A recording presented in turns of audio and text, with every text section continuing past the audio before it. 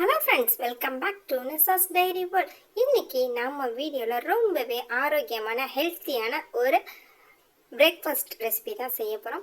என்னென்னா, பிள்ளைங்களுக்கெல்லாம் கால்வலி வராமல் இருக்கிறதுக்கு, பெண்களுக்கு இடுப்பு கடுப்புலாம் வராமல் இருக்கிறதுக்கு, வயசானவங்களுக்கெல்லாம் எலும்பு தேய்மானம் எல்லாம் வராமல் இருக்கணும் அப்படின்னு சொன்னால் இந்த ஒரு டிஷ்ஷை வாரத்தில் ஒரு நாளாவது கொடுங்க. இப்போ வாங்க வீடியோக்குள்ளே போகலாம்.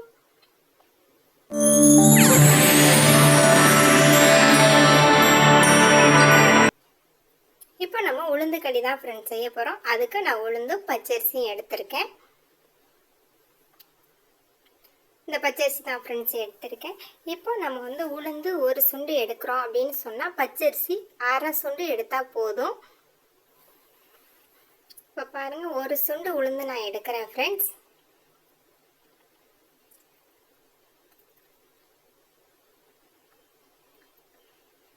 இதை நல்லா வாஷ் பண்ணிவிட்டு அதுக்கப்புறமா நம்ம அரைச்சி எடுத்துக்கிறலாம். இது கண்டிப்பாக நீங்கள் குழந்தைங்கள்லாம் சும்மா நீங்கள் உளுந்தெல்லாம் எந்த மாதிரி கொடுத்தாலும் சாப்பிட மாட்டாங்க. அப்படிங்கிறதுனால இந்த மாதிரி உளுந்து களி நீங்கள் செஞ்சு கொடுத்து பாருங்கள், ரொம்பவே விரும்பி சாப்பிடுவாங்க. பிள்ளைங்களே கேட்க ஆரம்பிச்சிருவாங்க. அதனால் நீங்கள் கண்டிப்பாக வாரத்தில் ஒரு நாள் கண்டிப்பாக நீங்கள் செஞ்சுருங்க. இதை நம்ம மிஷினில் கொடுத்து கூட அரைச்சி மாவாக நம்ம வச்சுக்கலாம். நான் இப்போ கொஞ்சமாக வீட்லேயே அரைச்சி செஞ்சு காட்டுறேன். இதை நான் இப்போ உளுந்தையும் அரிசியும் ஒன்றா மிக்ஸ் பண்ணிவிட்டு நல்லா வாஷ் பண்ணிவிட்டு வந்துட்டேன். வாஷ் பண்ணிவிட்டு நான் இப்போ மிக்சியில் போட்டு அரைக்கிறேன். இப்போ நம்ம வீட்டிலே மிக்சியில் போட்டு அரைச்சி எடுக்கிறது கொஞ்சம் வேலை கூடவாக தான் இருக்கும். ஆனால் நீங்கள் மிஷினில் கொடுத்துட்டிங்கன்னா ரொம்ப ஈஸியாக இருக்கும். அது எப்படின்னு சொன்னாக்கா, நம்ம வாஷ் பண்ணிவிட்டு நல்லா காய வச்சிடணும். காய வச்சுட்டு நம்ம மிஷினில் ரவா பதம் அரைக்கணும் அப்படின்னு நம்ம சொன்னோம்னா கரெக்டாக அவங்க அரைச்சி தந்துடுவாங்க. இப்போ பாருங்கள், நம்ம மிக்சியில் அரைக்க போகும்போது 1-2 தான் அரைஞ்சிருக்குது. இதே மாதிரி நம்ம எல்லாத்தையும் அரைச்சி எடுத்து வந்துக்கலாம். ஏன்னா ஈரத்தன்மை இருக்கிறதுனால இப்படி அரைஞ்சிருக்கு. இதுக்கு நான் ஒரு தேங்காய் எடுத்திருக்கேன். இதை நம்ம தேங்காய் பாலாக எடுத்துக்கிறணும் ஃப்ரெண்ட்ஸ். நம்ம அரைச்சி எடுத்துட்டு இதை லைட்டாக சூடு வர்றதுக்காக நம்ம ஸ்டவ்வில் லைட்டாக ஃப்ரை பண்ணிக்கலாம். அப்படியே வறுத்து எடுத்துக்கலாம். ரொம்பலாம் வறுத்துறாதீங்க. அது அந்த ஈரத்தன்மை காயணும். அதுக்காக தான் நான் சூடு பண்ணுறேன். மீடியம் ஃப்ளேம்லேயே வச்சு லேசாக சூடு பண்ணுங்கள். சூடு பண்ணதுக்கு அப்புறமா செத்த ஆற விடுங்க. கொஞ்சம் நேரம் ஆற விடுங்க. நம்ம அதுக்கிடையில் தேங்காய் பால் எடுத்து வச்சிடலாம் ஃப்ரெண்ட்ஸ். இப்போ ஆற விட்டுட்டு நம்ம மிக்சியில் மறுபடியும் போட்டு அரைச்சோன்னா எவ்வளோ நைஸாக நல்லா வந்திருக்கு பாருங்கள். இந்த ரவா பார்த்துக்கறீங்க. ரொம்ப நைஸாக அரைச்சிட்டிங்கன்னு சொன்னாக்கா ரொம்ப அவ்வளோக்கு டேஸ்ட்டு தெரியாது. இப்போ பாருங்கள், எந்த அளவுக்கு நல்லா அரைச்சிருக்கேன் அப்படின்னு சொல்லிட்டு இப்போ நம்ம எடுத்து வச்ச தேங்காய் பாலை இதில் ஊற்றி மிக்ஸ் பண்ணிக்கலாம். இதுக்கு நம்ம கொஞ்சமாக தேவையான அளவு உப்பு சேர்த்துக்கலாம் ஃப்ரெண்ட்ஸ். இப்போ நம்ம தேங்காய் பால் சேர்த்துட்டு நல்லா மிக்ஸ் பண்ணி விட்டுக்கலாம்.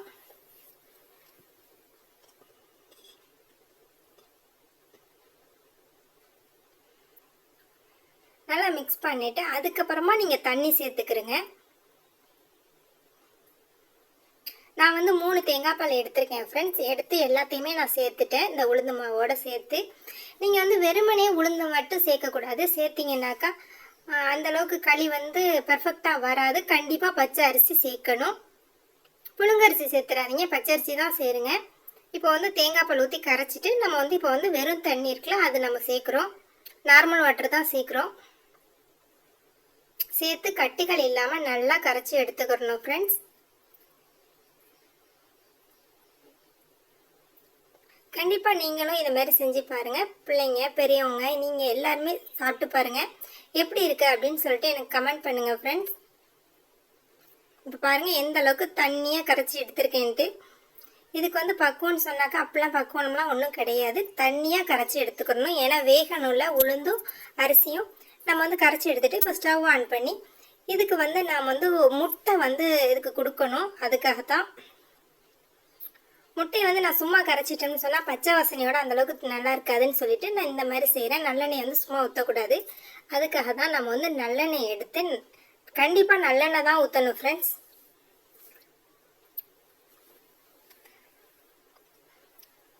இப்போ நம்ம ஒரு சுண்டு உளுந்து அப்படின்னா அரை சுண்டு பச்சரிசி எடுத்துருக்கிறேன்.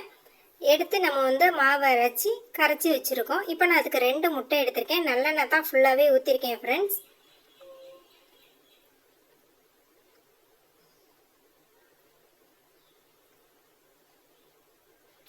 எண்ணெய் வந்து லைட்டாக சூடு வர்றப்பவே நீங்கள் முட்டையை உடனே ஊற்றிடுங்க.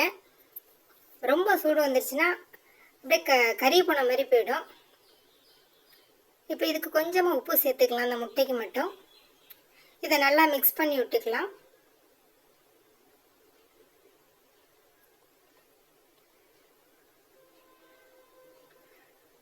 சின்ன சின்ன துண்டுகளாக வர்ற மாதிரி நல்லா வந்து பொரிச்சு எடுத்துக்கலாம் ஃப்ரெண்ட்ஸ். இந்த அளவுக்கு பொரிஞ்சா போதும். நம்ம வந்து இதை வந்து இறக்கி வச்சுருவோம். இப்போ நம்ம வந்து உளுந்து கலவை இருக்குல்ல, கரைச்சி வச்சுருக்கோம்னா இதை வந்து நம்ம அப்படியே ஸ்டவ்வில் வச்சிடலாம். வச்சுட்டு கை விடாமல் கிண்டணும். ஏன்னா உளுந்து வந்து அடியில் போய் தங்கிடுச்சின்னு சொன்னாக்கா அப்படியே வந்து அடி பிடிச்சிரும், அப்புறம் டேஸ்ட்டே மாறி போயிடும்.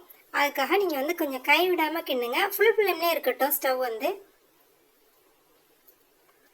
கொஞ்சம் நல்லா கெட்டிப்பட்டுட்டு வரப்போகும்போது நம்ம வந்து ரொம்ப மீடியம் ஃப்ளேமில் வச்சுக்கலாம். அந்த பாருங்கள், கொஞ்ச நேரத்துலேயே வெந்துடும். ரொம்ப நேரம் கிண்டணும்லாம் கிடையாது, கொஞ்ச நேரத்துலேயே இது வந்து திக்கலாக வந்துடும். பாருங்கள் எந்த அளவுக்கு வந்திருக்குன்னு. இந்த டயத்தில் நம்ம எடுத்து முட்டை வந்து பொரிச்சு வச்சுருக்கோம்னா இதை வந்து நம்ம ஊற்றி மிக்ஸ் பண்ணிக்கலாம்.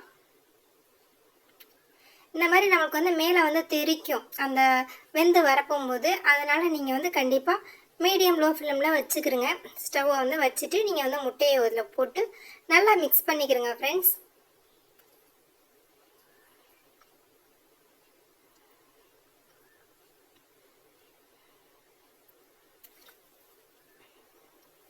இந்த மாதிரி நிறைய பேருக்கு செய்ய தெரியாது. அதுக்காக தான் இந்த மாதிரி செஞ்சு சாப்பிட்டாங்கன்னா அவங்க உடம்பு ரொம்ப ஆரோக்கியமாக இருக்கும். அவங்க ஃபேமிலியில் உள்ளவங்க எல்லாருமே ஆரோக்கியமாக இருப்பாங்க. கண்டிப்பாக இதை மாதிரி நீங்களும் செஞ்சு சாப்பிடுங்க.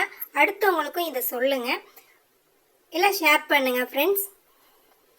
இந்த வீடியோ ஷேர் பண்ணி அவங்களையும் செஞ்சு சாப்பிட சொல்லுங்கள்.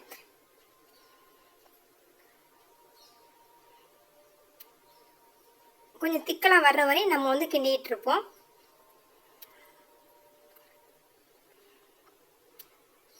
அவ்வளோதான். இந்த பாருங்கள் எந்த அளவுக்கு திக்கலாக வந்துடுச்சுன்னு. இப்போ வந்து நம்ம ஸ்டவ் ஆஃப் பண்ணிடலாம். ஆஃப் பண்ணிவிட்டு இறக்கி வச்சிடலாம். ஏன்னா இந்த இதோட நம்ம இறக்கி வச்சா தான் கரெக்டான பக்குவம் வந்துடும். இல்லாட்டி ரொம்ப கெட்டியாக போயிடும், ஆறுனாக்கா ரொம்ப கெட்டியாக போயிடும். அதனால் இந்த மாதிரி இருந்தால் தான் தேவையில்லை. இப்படியே நம்ம எடுத்து சர்வ் பண்ணிடலாம். இதுக்கு நான் வந்து தேங்காயும் ஜீனியும் வச்சுக்கிறேன் தொட்டு சாப்பிட்றதுக்காக. அவ்வளோதான் ஃப்ரெண்ட்ஸ். இந்த வீடியோ உங்களுக்கு பிடிச்சதா லைக் பண்ணுங்கள், ஷேர் பண்ணுங்கள், மறக்காமல் சப்ஸ்கிரைப் பண்ணுங்கள் ஃப்ரெண்ட்ஸ்.